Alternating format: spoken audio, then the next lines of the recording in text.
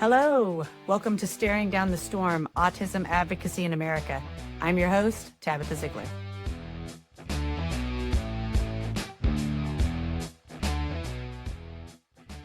All right, everybody, welcome back to the podcast. We have a very interesting guest for you today. Go ahead. My name is Brianna Newhart, and do you want to just go into the origin story? Yeah, no, it's good. Roll with it. Okay, so I am known as the Recovered Republican online. You can find me on TikTok, Instagram, Facebook, YouTube. Recently, we started adding Spotify and Apple Podcasts as well. Basically, I started a TikTok in 2020 because my first husband passed away from COVID in April 6th of 2020. Okay. At the age of 37. And I was 31. We were married for 17 months before this happened. And he was in the hospital for 6 days and he lost his life.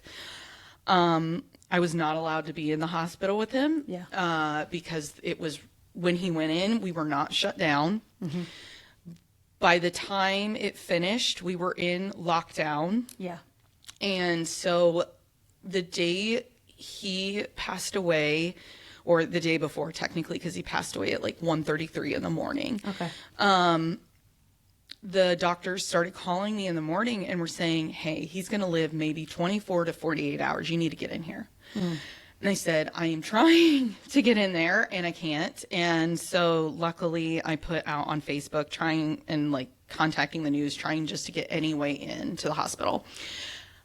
My dad actually knew Dr. Box from high school. Okay. And I did not know that he had that connection. And at the time she was the Health and Human Services person. Anyway, she called the hospital administrator and she was the reason I got to say goodbye to my husband. I got to see him for 30 minutes and I wasn't allowed to hug him. I was allowed to hold his hand. That was it. And I had to be in PPE. And obviously when he died, it shattered me is what I would describe it. And before this, I was Republican. That's just what it was. I was raised in a Republican household. My mom and stepdad are very religious. My stepdad's still MAGA. I was raised in that. I was taught basically that if you're a good Christian, you vote Republican. Yeah. And I think a lot of people are taught that growing up. And at the end of the day, when this event happened, it was like I could no longer ignore the cognitive dissonance that I was previously ignoring. Right. It was like someone ripped a veil off of my face and I suddenly realized I need to be fact checking all of these people. And I started posting on TikTok more about grief at first. And just because I had all this grief, I needed a place to put it. I couldn't be with people. Sure. And so I started posting about it and it was interesting. And I also started doing BuzzFeed articles talking about COVID and advocating for people to stay home, wear masks, and eventually get vaccinated. I did like national stories through BuzzFeed and the Washington Post and things like that. And that's really when the deconstruction started because I started getting hate messages from strangers. And oh my gosh, and some of the comments were so ridiculous. I had people sending me messages saying that the hospital killed my husband, COVID was not real, it was all a government conspiracy to get rid of some of the population, just vile things that he deserved it, all these just horrible things. And these were always people with patriotic pictures and Bible quotes in their profiles. And so during this time when people were saying these things, I started fact checking what people were saying. And I started fact checking what the politicians were doing. And it became very apparent very quickly that the Republican Party likes to say things and do completely the opposite. And I started posting about that as well. And it's gone through phases because I never intended to get into anything political in my life. I am more of an artsy person. I love music. I'm a therapist. I work with little kids. And it's just, I am more of a free-flowing human, type B personality. But this showed me that it's like, it's so easy to go down that wrong path and not even realize that you don't even agree with the Republican Party anymore, because it's changed so much as well, that I realized people need to be educated about this. So I started the Recovered Republican, and when Trump won initially, I started to take a step back because I wasn't sure how it would check out, but it was just this rage that I had and just tiredness of the bullshit that made me want to say, I don't care. I should have the freedom of speech. I should not have to be afraid to post my opinion online. We are supposed to have the freedom to do that. Why am I afraid to do that? And so that made me realize, no, I don't need to stop. I need to keep doing this. I need people to understand what's going on. And instead of focusing so much on the national, I started focusing more on Indiana. And that's really what I've been doing this last year. And it's how I've kind of grown the Recovered Republican and started doing these interviews, is just trying to educate people and get people to realize, A, that there's Democrats in Indiana. We are not a completely red state as people think we are. I think we're more of a purple state, and that our voter turnout is so low. We really don't know what we are, because when only 12% of registered voters are voting, how can you say that we're a red state? I mean, we just don't even have the data. But that is kind of how I became the Recovered Republican. I'm now a leftist. So throughout that year after my first husband died is really, is when that happened, because I just kept going down the rabbit hole and educating people more and realizing these things and putting the pieces together that I should have put together already, but I hadn't. And the whole point is just to try to encourage other people to put those parts together and start to unravel what their belief systems are that are incorrect. So my goal is not to make necessarily Recovered Republican in a conversation. The purpose is to just get them to question what they believe and to start researching what they believe. Well, I think that's a good segue to go into the neurospicy autism section of things, because what I'm finding is I have kind of a similar origin story with this podcast. And what I'm finding is there are a lot of people that really went totally into content creation or podcasting or whatever. And the common thread is autism. That's what I'm noticing. So more and more of these people that I run into, when they find out what I'm doing, they're either like, I think I'm autistic. I think I might be on the spectrum. I have people in my family that are. There's this humanist and very, very strong drive to make positive social change. And it's not selfish, it's a selfless desire because, maybe they lost someone, but I don't know. But it's just something that I'm noticing. And, I know that we have some sort of connection whenever it comes to the neurospicy stuff. So I will let you take it away on that part. Yeah, no, I think I have severe ADHD. I have 2 nephews who are on the spectrum. There are questionable people in our family. With ADHD and autism, we're still researching a lot. My strong suspicion is ADHD is part of the autism spectrum. That's a theory. It's not confirmed. It's just, I think eventually that's where we're going, because there are differences, but there are overlaps, right? Where it does make me question. It's like, do I have, the way I put it comedically is that I have a little drop of the autism, because it's just like, when you hear things and I'm not trying to brag, I really promise I'm not. I'm just trying to go with facts. Yeah. You can let it all hang out here. We're good with that. Yeah. So when you hear that most people's IQ are around 80 to 95, that made me pause and say, that doesn't make sense, because I know my IQ is higher than that. And it's like, it makes me wonder if that is the reason that my IQ is higher. It's like, are neurotypical people just the average people? And because that's what I see, is that when I look at neuros, like, yes, it's a disability and there are challenges, and I am not saying it's not, but the most creative and the most intelligent and the most innovative people I have ever met and ever seen. And if you look at 50 Cent, I'm pretty sure he's autistic too. Look it up. And he's a really cool guy. He's really interesting.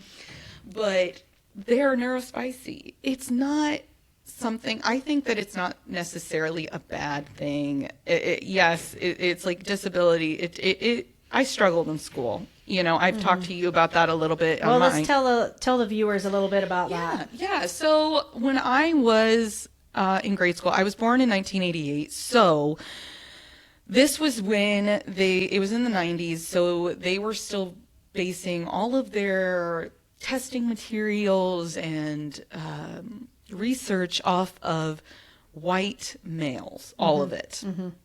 So when I got tested around 3rd, 4th, 5th grade, because that is the time that you change from learning to read to reading to learn. And what they found, they did all this testing and they didn't find anything, basically, because the testing wasn't made for girls, essentially. And they found just a non-specific learning disability, but they found that generally I had a high IQ. They also found that my language, my written, my understanding and written, like my ability to write and my math scores are more than 10 points difference. And what that's an indicator of now, we know that's an indicator of dyslexia. And they knew that back then, but because of how the testing was and things like that, it was completely missed. But I always felt different. I've always felt like I didn't fit in, and all of the people that I am drawn to, all of the people who I am friends with are neurospicy. And that was when I really started realizing that something was different. I was diagnosed with ADHD at 35. Okay. So it was me realizing that it's like, why is it impossible for me to keep my house clean as an adult? I don't have children. Why can I not do this? Why is this an impossible task for me to keep it clean, even though I try?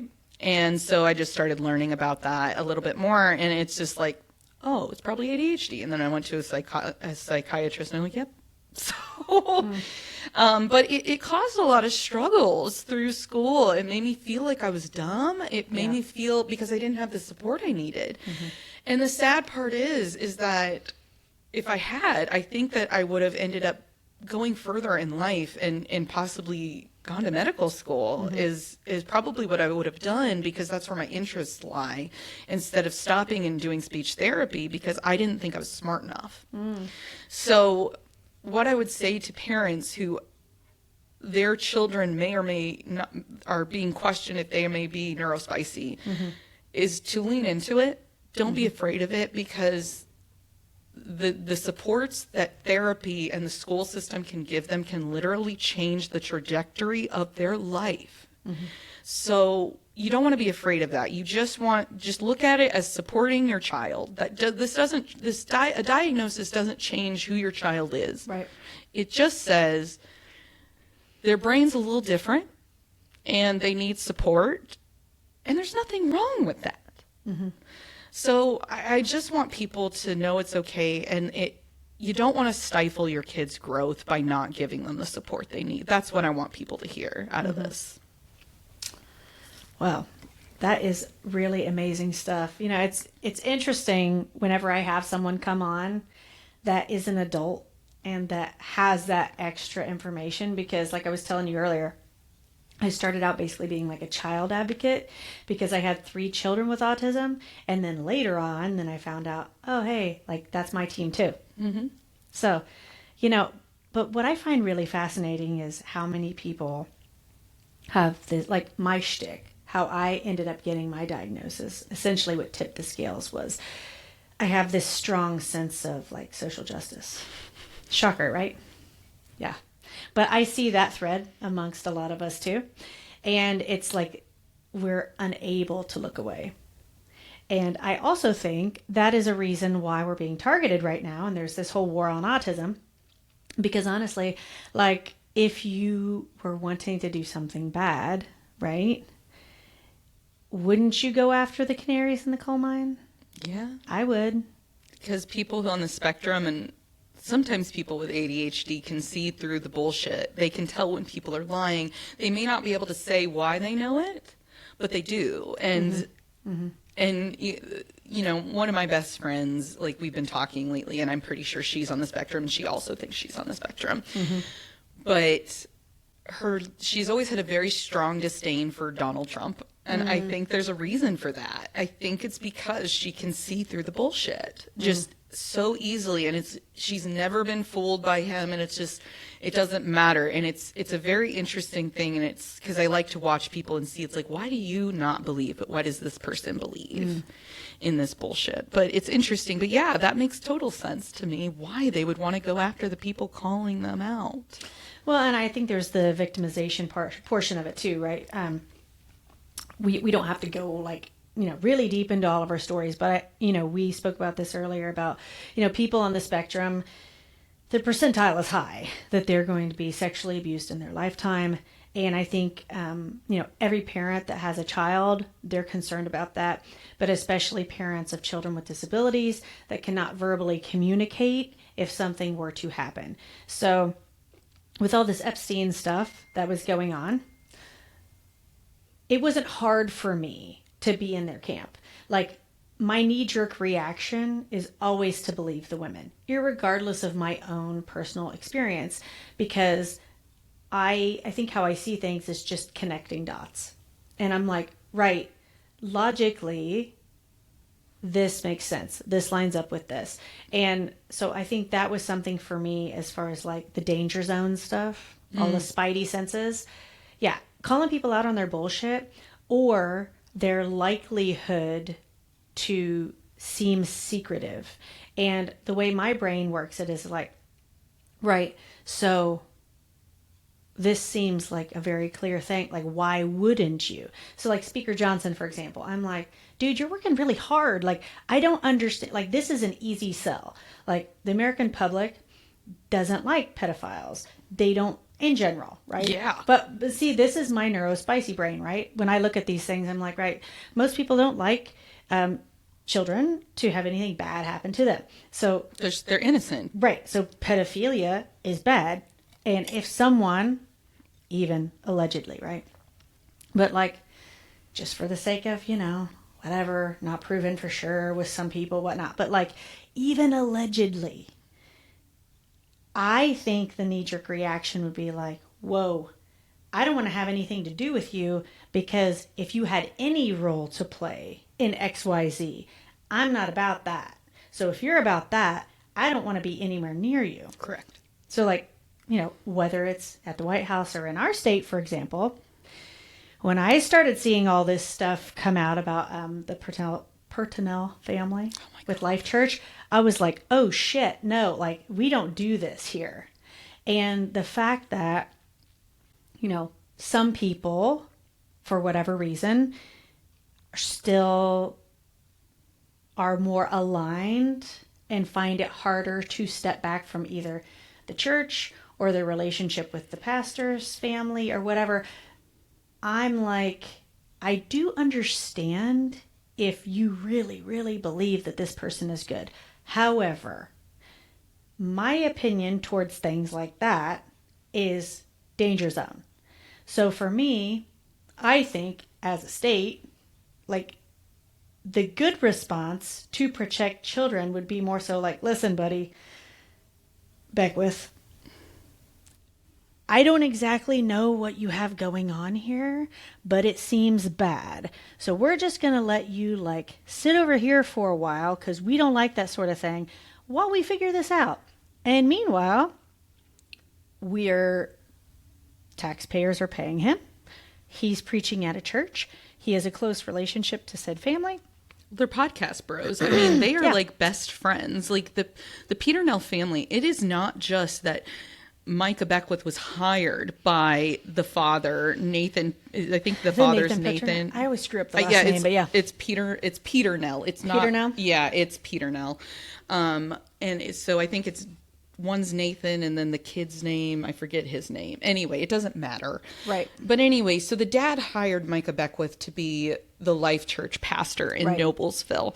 And they do a podcast together. Yes, I was aware of this. The Jesus, Sex, and Politics. It's disgusting. Mm-hmm. It's basically just a podcast where they can be misogynistic and racist, to be completely honest. Yeah, and his brother also works for that same church. Of course he does. Mm-hmm. Anyway, but like, so these families are tight. Like, they are spending a lot of time together every week because anyone who does a podcast knows it takes longer and more time than just what you see. And so I know, as somebody who puts a podcast out, how much time they're spending together. And I'm sorry, like, their son had 50 files of his own parents doing the deed in their bedroom on his phone. How did he get those on his phone? I don't know, but just from the most conservative portion of things, right, in this state, which I do think Indiana is still pretty conservative. We grew up in families like this. I do understand people wanting to be cautious and being like, right, I would never want to accuse somebody of something that they didn't do. We've both heard these types of arguments. But then there's the whole other realm of like, oh, this shit is bad and like run for the hills sort of thing. And I am actually shocked and disgusted that the higher ups in our state can't at least play to the typical Hoosier response of like, listen, we don't have to air all our dirty laundry right now, but let's like put a cork in this for a minute while we figure this out before it turns into national news. And then bingo, now it's national news and now we have to talk about it. So let's at least do a good job, because if we're not about this sort of thing here, and we're also about justice, give him the best public defendant that you can find. Make sure that if you're going to charge him, he did these things, but also make sure that you give these families justice. Yeah. Because that's what I feel like we're about here. Yeah, I think that the issue is going back to what you were saying about connecting the dots.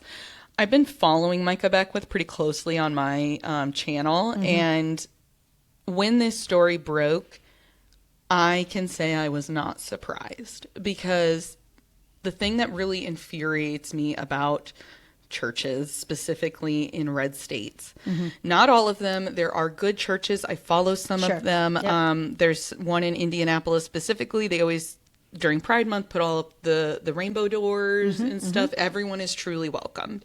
But in a church like Life Church, where they have things where it's very much like they don't believe women should vote, that the women should be in the home, these very traditional values, outdated though. They're outdated. They're very outdated, and they encourage people to open carry during services. And they do. They preach from the pulpit as well. And they also like to say that drag queens are so dangerous for children, but yet, if you look up the statistics, again, let's look at the facts. The fact of the matter is that it is hard to find an incident where a drag queen has assaulted a child. It is not hard to find where a pastor has assaulted a child in a church. It happens every day. And no one is doing anything about it. And that is so crazy to me, because they're putting all the blame on people who are doing nothing wrong, but other than providing a performance. Well, I just saw something that Monte Mater put out recently. And I think it was, which, we know these numbers are not exactly accurate because not everybody's reporting this stuff. But it was something like 200 pastors have been officially charged with child sexual issues, right? Misconduct. Yes. And then 600 have had some type of misconduct. And I'm like, this is not a once-off. And I do know, like, there are good churches. There are good preachers. There are good congregants. Now is your time to shine. It's like, if you are a follower of Christ, Buddha, Islam, whatever, at this point, right? Where's the line? Where's the line? who's standing up for these kids. And even if that makes you unpopular, especially if it makes you unpopular, do the right thing, do what Jesus would do. Because I was of that generation too, with all the bracelets. What would Jesus do?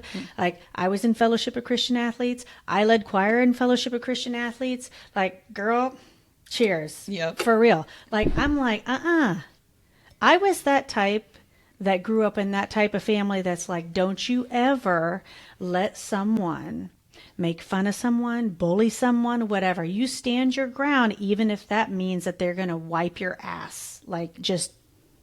But that's how everybody should be. Like, I don't understand why we have to like bring each other down so hard all the time.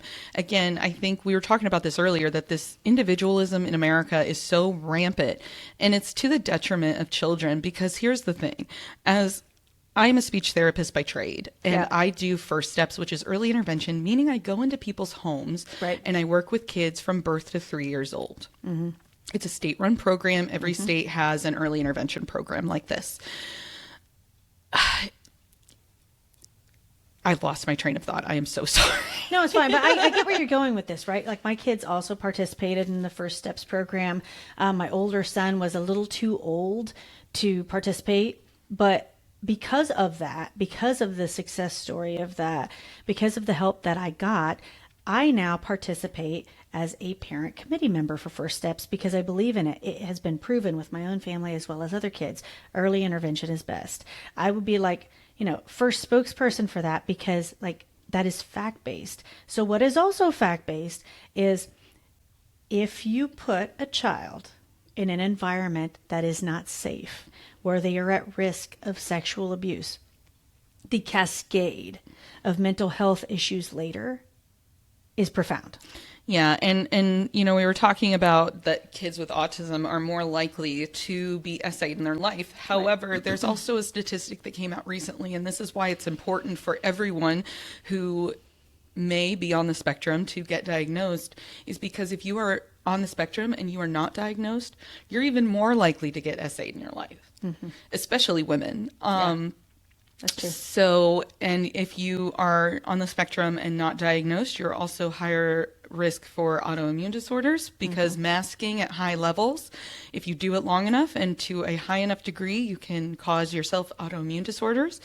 I know that personally because I have 3 of them as a high masking female. Would you talk a little bit for those that don't really understand autoimmune disorders? Oh, yeah, sure. So an autoimmune disorder is something where your body attacks itself. So your immune system is overactive.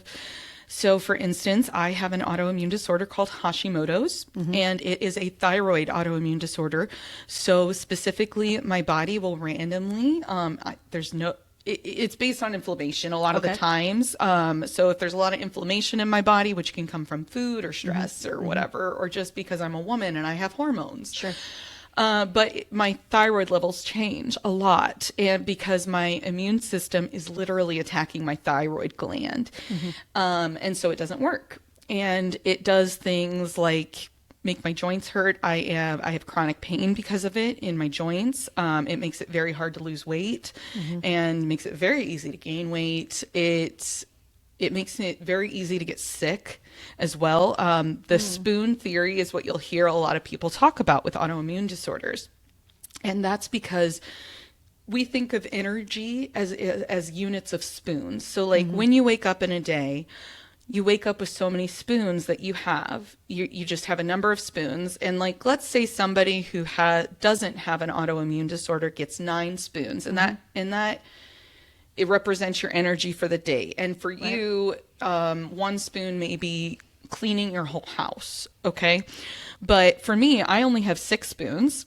And if I do the dishes and I take a shower, one day that might be a spoon for me. Okay. Other days, just taking a shower is a spoon for me. Some days I'm totally normal. It's like, I have 9 spoons and it's great. But there are days and it's very unpredictable. I just feel tired. My body feels tired. And it plays into dysregulation as well. which then can spiral into panic attacks and things like that. I don't talk about this much. Actually, I've never talked about this publicly before. But you're safe to do that here. I know. It's just that, like, it's just not something I think about talking about. But I think it's important, though, and this is why we talk about these things, because there are other people out there watching right now that are like, oh my God, me too. Yeah. Yeah. So basically an autoimmune, though, it's like your body's immune system is in hyperdrive, but also doesn't work right. So it's like attacking things it shouldn't be attacking and not attacking the things it should be attacking. So I get sick more easily. I have to be more cautious about things. Like I still wear a mask on an airplane and things like that. But when you have an autoimmune disorder, you're 50%. So if you have an autoimmune disorder, it means everyone who you're related to is 50% more likely to have one. And you're also more likely to have more than one yourself. Interesting. So I have psoriasis, which is another autoimmune disorder, but of the scalp, where essentially my body is attacking the cells that grow hair and are parts of your scalp. So it creates these plaques that are itchy and red. And I also have eczema and things like that because of it. And I have celiac disease as well. Okay. So it's with celiac disease, it means I can't eat gluten, even if I was non-reactive, but I am reactive. And what happens if you eat gluten? So if I eat gluten, that's when I say reactive, that means that I have GI issues. So I will get very ill. And that's not the only thing that happens. So it's not just like my body is unable to break down gluten. It's also unable to absorb gluten in the small intestines.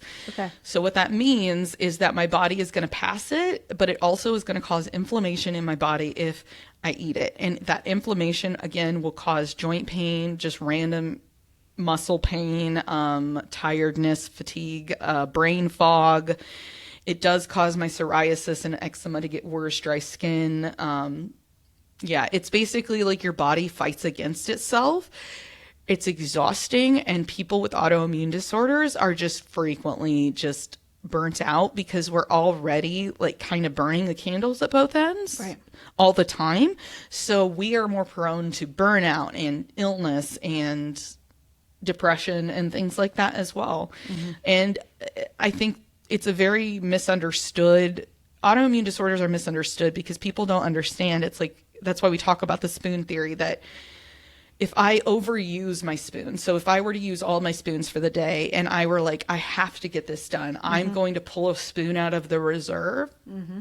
I can't do that because if I do that, the likelihood is I'm going to get sick and I'm going to miss like 3 to a week of work. What does sick look like for you? Does it look like having to go to the hospital, or how does that play out for you? So before I knew I was allergic to gluten, it would end up going to the hospital because they thought I was having appendicitis and other things, or they thought I had impacted bowel at one point. They just couldn't figure out what was wrong. And like I would be in excruciating pain. Like if I eat gluten, it's like somebody stabbing me in the stomach is how I would describe it. Okay. And so my mom would rush me to the hospital to find nothing. So this was going on since you were a child? It got worse in high school. Okay. So the first time, looking back at my life, I would say chickenpox at 5 years old is what started the initial incident of autoimmune, to be completely honest with you. Okay. Because I had chickenpox much worse. With autoimmune, you have to have the ability, it's weird. You have to have the predisposition for an autoimmune disorder to acquire one. Okay. And more people are susceptible than they realize. And so it's like, that was the starting thing. And then I had fatigue. I had chickenpox for 2 weeks. And then I had fatigue that would never go away. I was like a very ill child after that. I had no energy and I was just sick all the time. Like I remember growing up, I was consistently sick over holidays because I was like using all the spoons. And then on breaks, I would get sick. I got you. And so it got worse when I turned 13 and started going through puberty. And I also started having absence seizures. So what that looks like is it's like you're unconscious, but you don't shake all the time. It just looks like the lights are on, nobody's home. like you're spacing out. And it was happening pretty frequently. So again, taking me to the doctors, they're very hard to identify sometimes because they don't want to show up on scans. Mm-hmm. And so it took till I was like after my freshman year of college to actually get medication for it. Mm-hmm. And, you know, I eventually was able to come off of that medication, but we figured out some of these things were actually caused by the autoimmune stuff. Okay. And it gets worse over time if you ignore it. I gotcha. So it's just like as time went on, the longer I was masking, the symptoms got worse and I was unable to ignore them. And mm-hmm. so as I've gotten older, I'm trying to essentially figure out when I'm masking, how to unmask, what that looks like, because I know I'm neurospicy now, that it's like likely causing some of these symptoms to be worse. So figuring that out and what that looks like is difficult even for me as a speech therapist who knows about this stuff. It's mm-hmm. like, what does unmasking look like? Well, it's like when you don't feel like you're acting. Mm-hmm. And it's like a lot of people have a hard time on not masking, but it's so important to prevent burnout. But I think for people, right, like if you've been masking your whole life, then unpackaging that to figure out like, well, what am I like? Like, what was I like at the beginning before I started doing this? Which I think for some people, just to make it very plain, it looks like people pleasing. That's a big part of it. Anytime that you're maybe like going against your gut or your initial reaction towards something, and then you're overthinking it. Would you agree? Yeah. Stuff like that. Yeah. I mean, for me, I think about it, it's, with me, if I'm not masking, I'm not thinking about as much what I'm talking about. Like over time, that has gotten easier and is less masky. But like the ADHD impulsivity is what it is for me. It's like allowing myself to be impulsive, and allowing myself the grace to say things that are silly sometimes and being okay with that, because I don't need to be perfect and no one else does either. Mm-hmm. So why am I expecting that from myself? Mm-hmm. Nobody should be expecting perfection from themselves. Do you feel more fulfilled now that you're leading like a little bit more of an authentic life?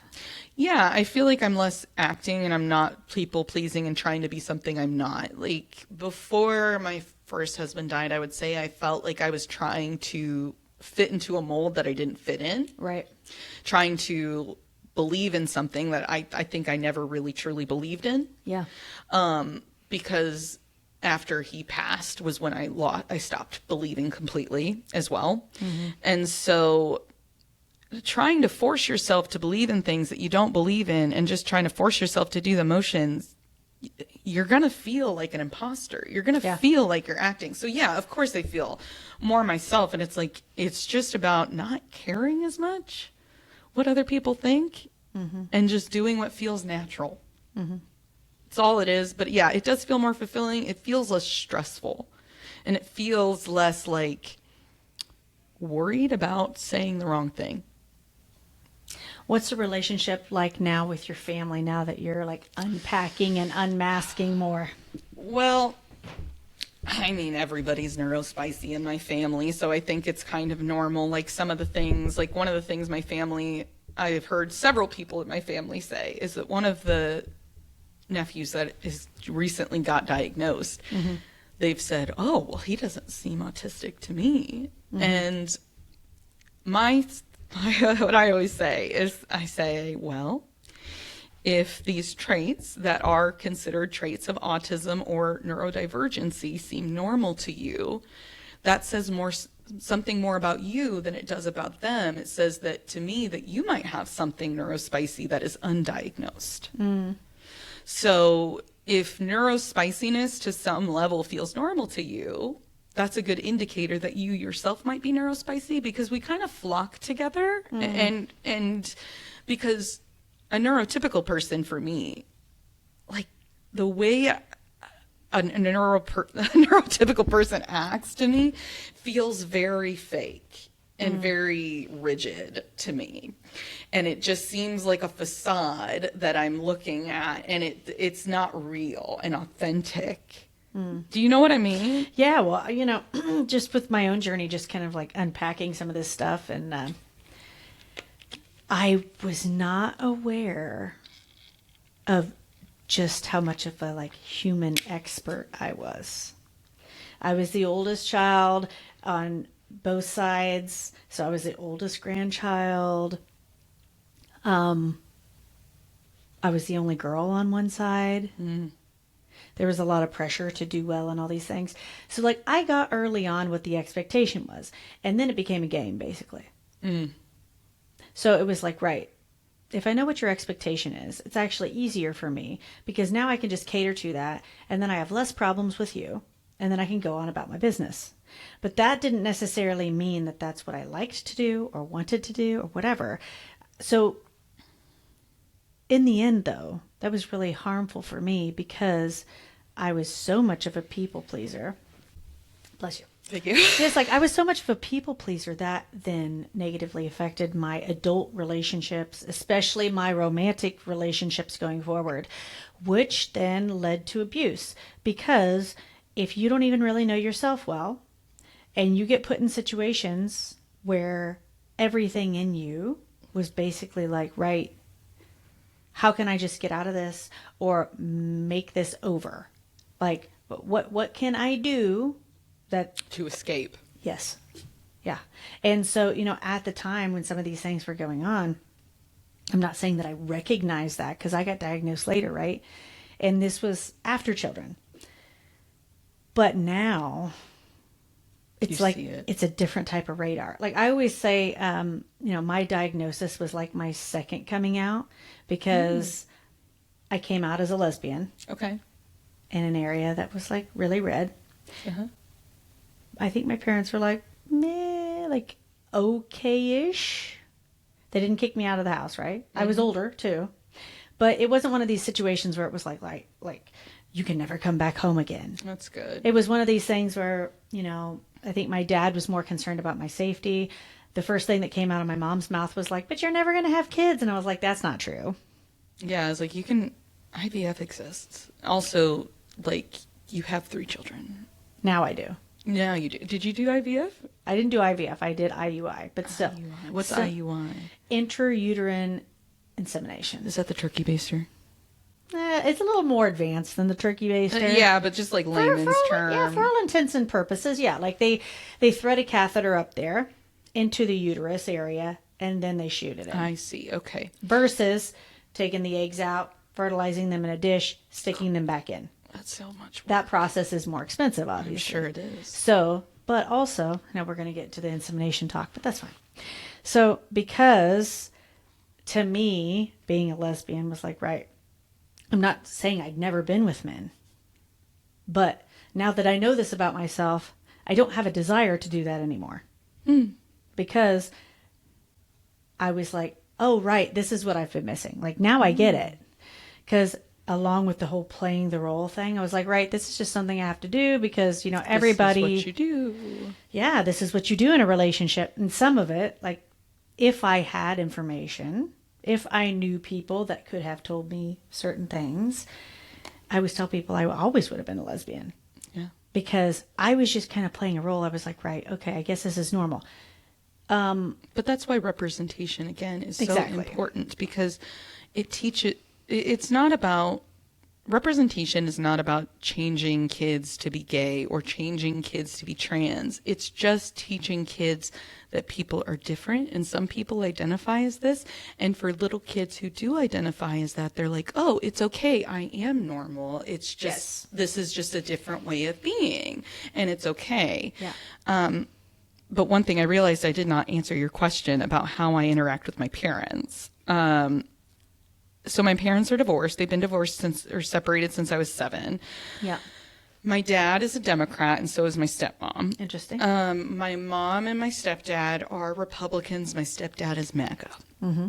So before all of this happened, before the death of my husband, I would say I was closer to my mom and my stepdad. Mm-hmm.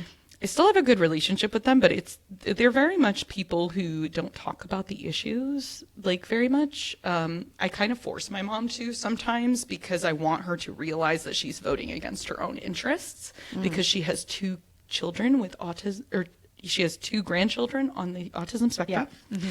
She has a daughter who has a hearing disability. She, she has 2 daughters. It's like all of these things, and that she was a physical therapist for First Steps, and so it's changed it. I would say it's more surface level because it has to be on some aspects. Mm-hmm. On the flip side, though, growing up, it's like we all have our childhood traumas, right? And my relationship with my dad was not as great when I was a kid. Mm-hmm.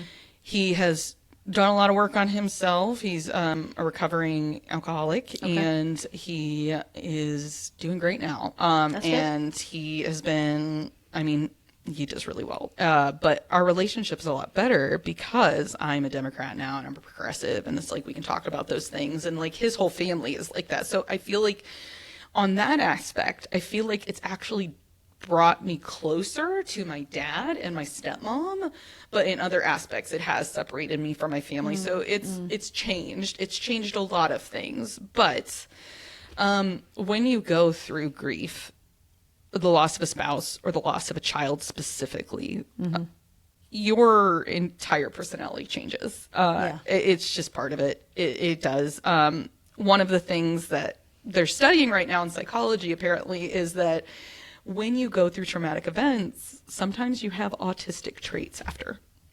It changes your personality to that extent. And I don't know if it's just people who are neurospicy to begin with and they just don't care, but it's an interesting thing. So it's like, is this just autistic traits, or is this they were masking and now they just don't care kind of a thing? So I find it quite interesting, but it just changes everything. It causes you, if you go through grief and you don't change, you haven't processed your grief. Yeah. Because I just don't see how you can't grow as a person and change and just see things differently after that has happened. So it does. It changes everything. The person who was my best friend for over 10 years, we no longer speak. Oh, really? Yeah, it's just changed everything, because it's like this shit that mattered before is some of the stuff that mattered before is insignificant now. Honestly, the death of my first husband, though, I will say it's kind of funny, but it's not, is that the death of my first husband is the one thing that helped my anxiety the most. Interesting. Yeah, because the worst things already happened to me. True. So it's like, I've already gone through this horrible experience. I've already come out the other side. It's like, it sucked. Do I want to do it again? No. But it's like, I've been through it. I know I can get through it. It's like, there's less to be afraid of, I guess, because it's like, if I can get through that, it's like, what am I worried about? I guess I'm kind of that way too, right? Like, I think, a lot of autism parents, they process their own type of grief, like the death of what they thought they would have, the death of what they knew, and all. We call that secondary losses and grief of a person. It's the possibilities. Yeah. The grief of the possibilities. Yeah. So, I was having a conversation with someone about advocacy recently, and they were asking me how long I've been doing it. And I was like, I think I've been doing it my whole life, and I just wasn't aware, because I was like always that kid.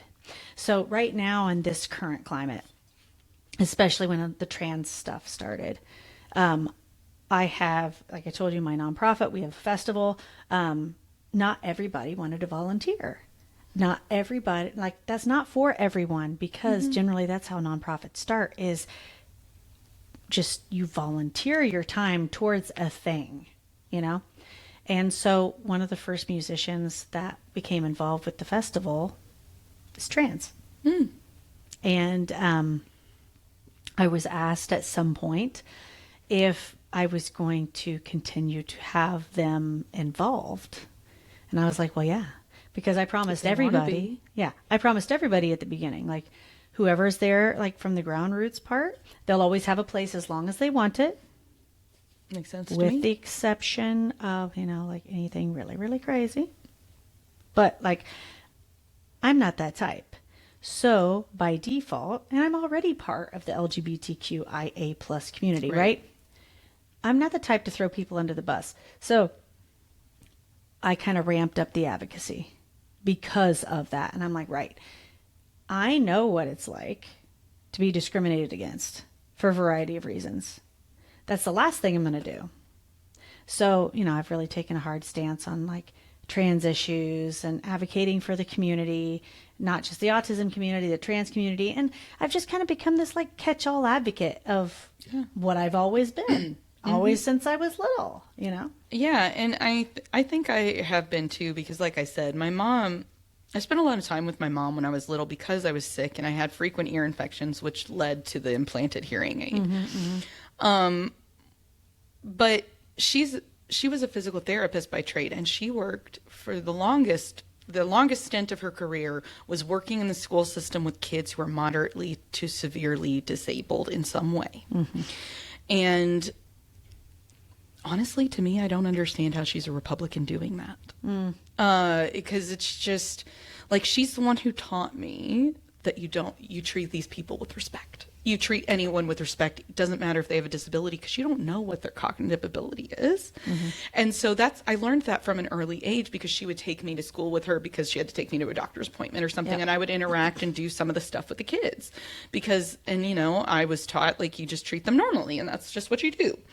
And so as I've gotten older, it's like going into speech therapy. Now it feels like I have the knowledge to back up the things I was already doing. For instance, you were talking about first steps in early intervention. So there's a statistic that we always bring up because it's an important statistic, that every dollar that you invest into early intervention, you get $4 to $9 back on the back end. I believe it. Meaning that for every dollar we put in, it means that dollar is making a child a more successful human, a more successful taxpayer. So it means that it's raising their potential and earning potential so that they can pay more tax dollars into the system in the future. So early intervention should always be funded, in my opinion, because of that statistic alone. Not to mention the statistics that we know, especially with autism and Down syndrome, the earlier you get early intervention and the more early intervention you get, the better the outcomes, meaning the more successful they are going to be in life, the more independent they can be in life, the more communicative they can be in life. So it's so important. And so many people don't know that. So many people don't even know about early intervention. Yeah. It's crazy to me. And I'm like, it's such a good program. Well, and that could be your kid. That could be your grandkid, your niece, your nephew, whatever. And it looks different for every kid, right? Like, you could have a kid that speaks fine, but, they're just having a little trouble walking. Like, you guys come in and help out with that. So it's not just speech therapy. No, it's not. It's speech therapy. It's physical therapy. It could be they're not crawling. They're not sitting up. They are not rolling over if they're an infant. Specifically, I specialize in feeding disorders. Okay. So meaning there are kids that are born that it is not safe for them to eat by mouth normally. So they have a tube that goes into their stomach or into their small intestines, depending on what's going on. So my job is to come in and I teach the parents and teach the child using tools and strategies how to get them to accept food safely and get onto oral foods and so they liquids. don't choke. So they don't choke. They don't drown, literally. Yeah. Or that you don't have to do CPR or the Heimlich on your baby. And so I teach them about that. And I'm there. And I feel like I'm bragging when I say this, but I am very good at it. It's something that I am naturally good at. It's just something that I think that the extra neurosynapses makes me more observant, and I'm able to pick up things that sometimes I have trouble describing. And it's like, I've been learning to do that because I also am a supervisor to a newer SLP, because when you first graduate from SLP school, you have a year that you work under someone else's license provisionally, and they help teach you things. And so I'm doing that, and I've been trying to make sure I am passing that knowledge on. Of course, yeah. Because there are so few speech therapists that actually do what I do that we need more of them. And it's scary for a lot of people because they don't feel like they know what they're doing and they feel like they're going to hurt the kid. And it's like, I totally get that. But as somebody who I've done kids who have trachs So going from nothing by mouth with a trach, which is a hole in your throat to breathe. So kids who can't breathe through their mouth or nose effectively. And by the end of that time, I was able to get her on normal food, normal liquid. She's doing great. Talking well. It's just like it literally changed her life. Well, and let's talk about the fact, right? Because I think a lot of people, they think, though this is misguided, they think, oh, well, what did the mother do to produce this child with this disability? So because you are working in this realm, I will have you speak on this. Like, let's talk about that stuff for a while. Parent guilt. That's what we're talking about. I know. All other things with guilt. There are very few times that it is directly a parent's fault that a child is disabled. Very few times. Those times include if the parent is taking drugs while they are pregnant or drinking alcohol while pregnant. Other than that, unless you're knowingly going into a fiberglass factory or a factory of asbestos or something like that, knowingly putting yourself in danger, it is not the parent's fault, ever. Can you repeat that? It is not the parent's fault ever. Great. Unless you're using drugs in utero. Okay. But, even then, you can argue the fact that addiction is a disease. Yes. So it is my personal opinion. It is never the parent's fault because addiction is a disease and they cannot help that. And I'm sure that if they could have stopped, they would. Because nobody wants to hurt their child. Yeah. And that's the thing. And I think that parents need to hear that it is not their fault more often, because there was back in the 50s and 60s, for autism, there was the refrigerator mother theory. Yes. And that theory was that parents were not loving enough or affectionate enough, and that was causing autism. That is absolutely wrong. That is not true. What we do see is that it's genetic, and that parents who have children on the spectrum are often on the spectrum themselves, so they may not be as affectionate, and that's okay. It's a difference. But we know that people on the spectrum show affection in different ways too. So some of it is learning about those things. But again, it is never a parent's fault. You are just their parent, and that's what you need to be.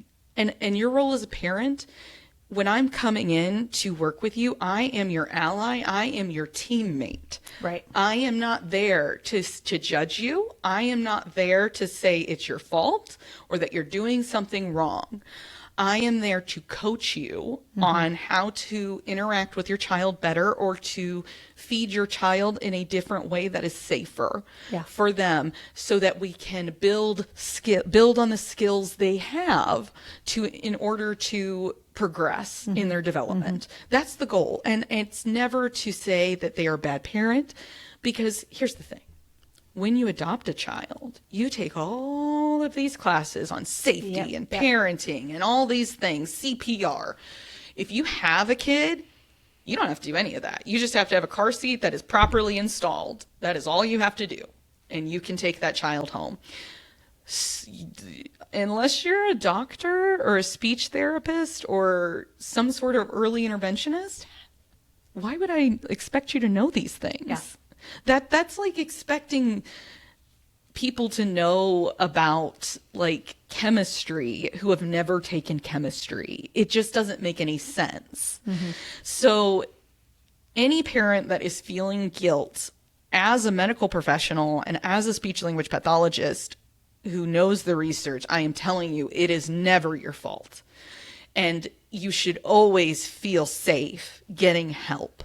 If you don't feel safe getting help with a certain provider or at a certain clinic or facility, that means it's not a good fit, and you should find a different one, because you should feel comfortable with your interventionist. Now, that doesn't mean the first session it's going to be perfect. I would say give it 5 to 10 sessions just to get a rapport going. If you still feel that way, this is for young kids. If you're an adult, it's a little different. But if you still feel that way, maybe it's not a good fit, and that's okay. Not everybody is going to respond well to everyone, and sometimes we don't have all the tools. When you're doing therapy, it's like you have a toolbox, and we have all of these skills, and we know all of this research on what works for kids, but not everything works for every kid. So we have to just pull things out of our toolbox, see if it works, Nope, that didn't work. Okay, let's try this. Does this work? Nope, it doesn't work. Let's combine them and see what happens. And we do it that way because every child is an individual, and that's how they should be treated as well. And if somebody is telling you, nope, this is a rigid thing that we need to do every time, I question that. Because I always think that individualism is important and personalization, because again, not everybody's wired the same way. Even when you've met one person on the spectrum, you've met one person on the spectrum. That's it. Right. So, sorry, I'm rambling a little bit. No, we're not rambling. This is good stuff. Yeah, people don't know this stuff. And I think so many parents, right? Like, we've covered parent guilt, which I think that is a huge hurdle because so many parents are guilty because of misinformation.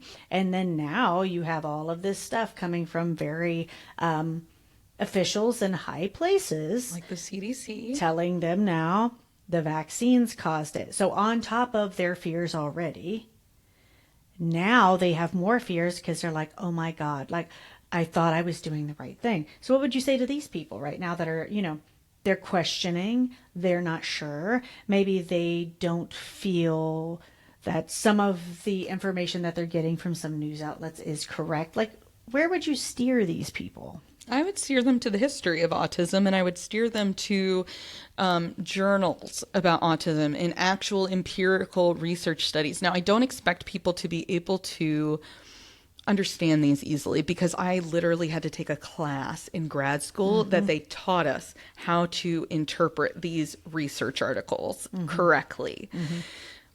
So finding people who do understand it, like myself, who goes out and does try to educate about this at times. Like I do have a section of my influencing that I do autism in politics and talk about autism because I do think it's important that people know about it. In regards to the vaccinations, I will just say vaccinations do not cause autism. Again, autism is genetic. And again, nothing a parent did caused their child's autism. End of story. There is no, well, what about, what if, well, this happened. Nothing a parent did caused their child's autism. For the visual learners, right? Would you maybe recommend going to the WHO? Yeah, I would trust the WHO over the CDC. The WHO is better than the CDC. And why do you think that is? Because the WHO is a world organization and the CDC is run by the Trump administration. And I'm sorry, that's what it is. It's the Trump administration is not basing things in facts and evidence. They are basing it in their political agenda. And their political agenda is a war on people who have disabilities for some reason. So anything that is coming out of the United States government at this time about autism, I would not trust it. I would trust things from other countries that are maybe socialist countries as well. I would look at people. Honestly, I do. There are some good researchers happening in the speech language pathology community. You can go to asha.org and find resources as well about autism that are accurate and fact and evidence based. If that changes, I will let you know. But ASHA is a independent organization for speech therapists and audiologists. And so ASHA. Yes, it's ASHA. It stands for the American Speech and Hearing Association. And that information is accurate and up to date.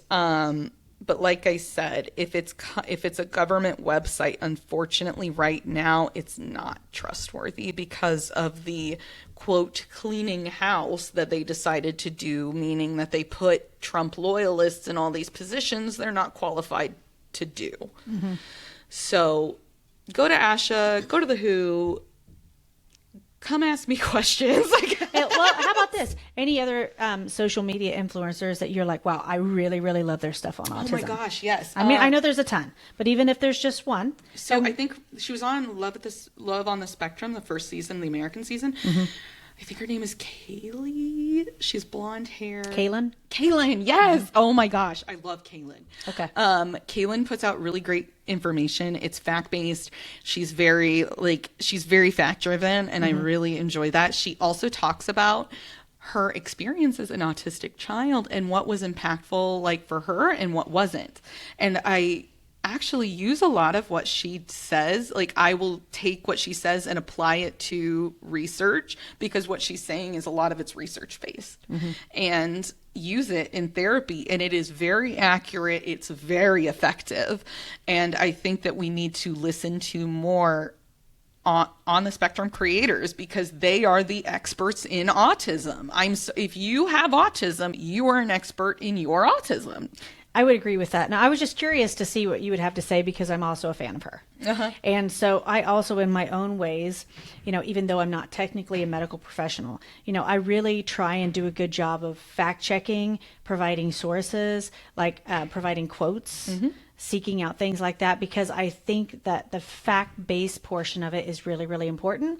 And like I said, some people are visual learners. So sometimes they might not catch everything in the video, but if you do have something to read to the side, it's helpful. Yeah, for sure. And I always try to put words and visuals on my stuff, because here's the thing about visuals. They help everyone. It's not just people on the spectrum. It's not just kids. It helps all kids, helps all adults, because we are all different types of learners, and that doesn't go away as we get older. And just because you are an adult doesn't mean you don't need strategies, doesn't mean you don't need support. So making content accessible seems like an easy thing to do, so why not do it? Right. I agree with you. Well, we've talked about a lot of things today. Yeah. Normally, what I have all the guests do is, because we've talked about so much, right? We're going to include all that in the notes. But if, for whatever reason, people don't remember anything else besides one thing, like what's one takeaway about you in particular that you want them to walk away with? About me? Ooh. I know, I make it a hard one. That is a hard question. One thing about me, well, I'm always plugging, please come and follow, because honestly, following me on social media, especially anything that's not TikTok, because TikTok has changed so much. Yeah. I would encourage people to follow me on the other platforms. But to know about me is like, I am what you see is kind of what you get. I try to be very authentic and genuine in my opinions and kind. And I'm never trying to make people feel dumb. I'm trying to get people to think about things. And the thing I really want parents to remember is, if your child has a disability, it's not your fault.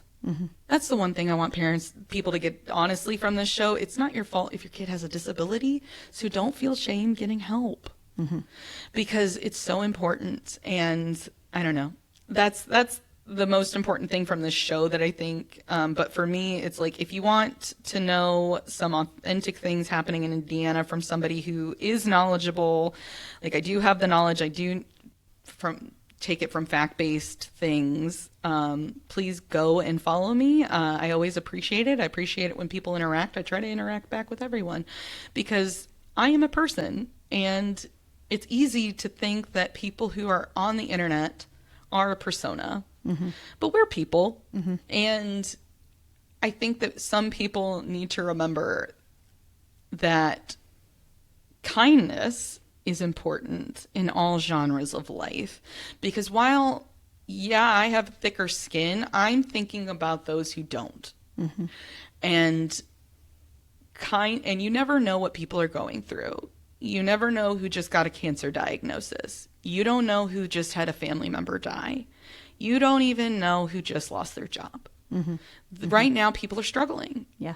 And we all need to be a little kinder to each other at the end of the day, because in order to right this ship, we have to come together. There's no other way around it.